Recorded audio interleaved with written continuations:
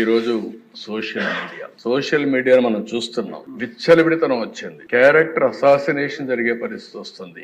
ఆడబిడ్డలు తలెత్తుకొని తిరగలేని పరిస్థితి వస్తా ఉంది. ఇది మంచి సాంప్రదాయం కాదు. నాకు చాలా సంతోషం, అసెంబ్లీలో బూతులు లేవు. ఇప్పుడు అసెంబ్లీ అంతా కూడా సబ్జెక్ట్స్ పైన చర్చించే పరిస్థితికి వచ్చాం.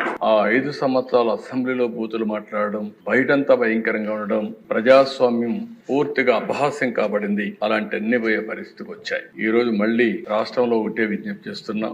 ఎవరైనా సరే ఆడబిడ్డల పైన అత్యాచారాలు చేసి తప్పించుకోవాలంటే ఈ ప్రభుత్వంలో వీలు కాదు.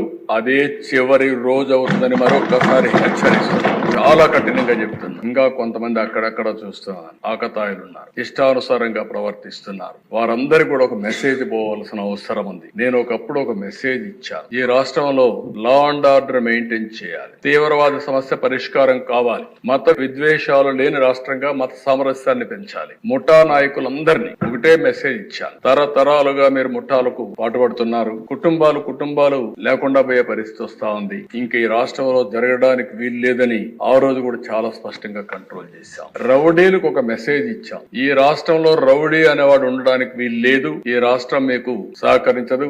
అలాంటి వాడు ఉంటే ఈ రాష్ట్రాల నుంచి పారిపోవడం బెటర్ అని చెప్పి కూడా హెచ్చరించా.